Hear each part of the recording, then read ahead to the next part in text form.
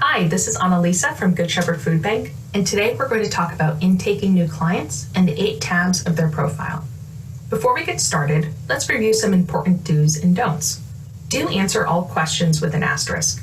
An incomplete profile will automatically delete after 72 hours, but don't worry because LinkedIn will prompt you to a skipped question. Do get consent to collect information early on. The paper intake form has the consent disclosure at the top, while online it is under name and date of birth. Do avoid messy data. Do not use hyphens, abbreviations, and apostrophes in names. Certain places, such as address, will auto-populate after typing in a few numbers or letters. Don't rush, take your time, and don't give up. This will get easier as we practice. For this demonstration, I'm using the test version of Linkdefeed. You may notice as you practice using this site that there are some options or items missing, in particular some of the null values, such as none, other, or undisclosed. These options exist in the live website. Now let's begin by selecting our program, Client Intakes. On our dashboard, we'll select the blue New Client button. This is the first page of a client's profile. You'll notice on the top right, it's already auto-generated a new client ID number for them. The first question is the client's first ever visit to your agency. Most agencies choose to go with the day you are creating this profile. Others decide to look into their records to backdate to the client's first ever visit. It's up to your agency what you'd like to set this date as. For this client, I'll set it to today. Next, add a last and first name, then a date of birth. If you're uncertain of its accuracy, you can select estimated date of birth here. Onto gender, and then the consent signature. For those of you using the paper intake form, this is the only major difference you'll find between doing this on paper versus online. On paper, the consent signature is at the top. Here, it's located underneath the name and date of birth. Select signature, and you'll be presented with a disclaimer to review with your client. You'll choose the signature type, then type in the client's name if necessary. Then select Save. The street address uses a GPS function to offer suggestions as you type. If it suggests the address you're looking for, clicking it will autofill the rest of the address. Otherwise, you can type it in yourself. If you have a client that does not have a fixed address or is otherwise unable to provide you with one, selecting No Fixed Address Undisclosed will void that requirement. However, you will still need to select a housing type. Email address and phone numbers are not required, but may be collected for your agency's own use. Language is a drop-down menu that you can either scroll through or start typing to find what you're looking for. Referred by asks how your client learned about your agency. There are many options to choose from. If it's unknown, you may select none. Next are ethnicity and self-identifiers.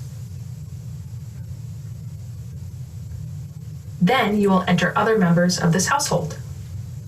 On the right, select the blue Add button. You will be prompted to fill in the family member's name, date of birth, gender, ethnicity, and self-identifiers. The only new category is their relationship to the primary household member.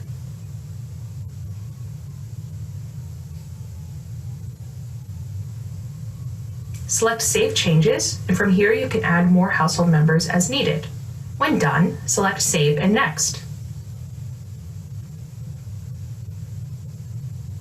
Enter the client's highest level of education and employment type. Then select Save and Next.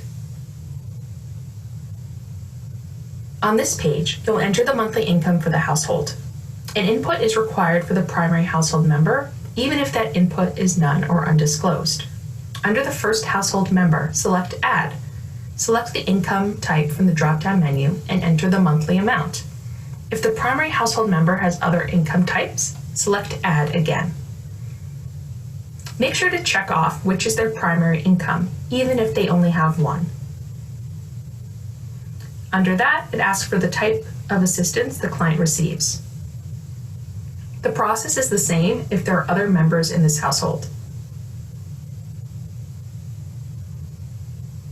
Now let's hit Save and Next. Select any dietary considerations this household has, then Save and Next.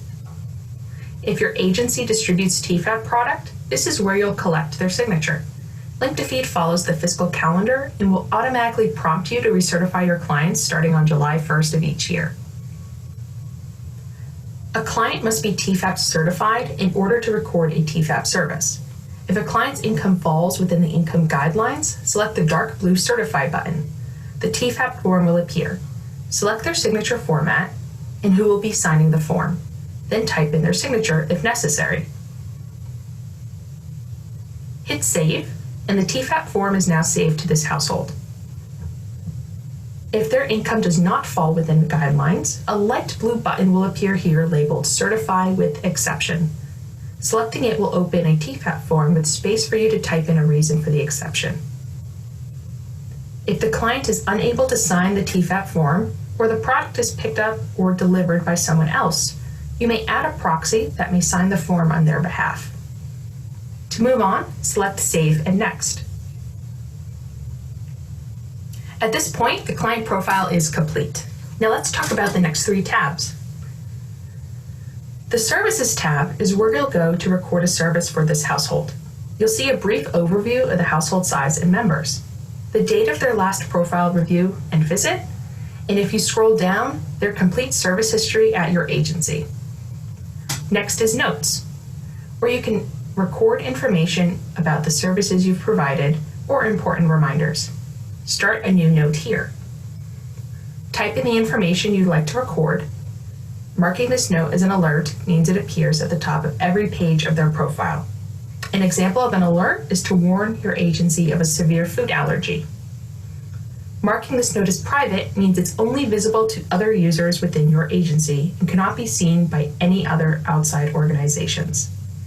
Select Save, and the note will appear in the client's note history. If you'd like to review all the notes you've created for all your clients, from the left-hand menu, select Clients, then Client Note Review to go to that page. Activity tracks all the changes and edits made to this client's profile, telling you when the changes were made, who made them, and what specifically was changed. And that's it. You've now completed a client profile. From here, you can select Dashboard to return to your home page.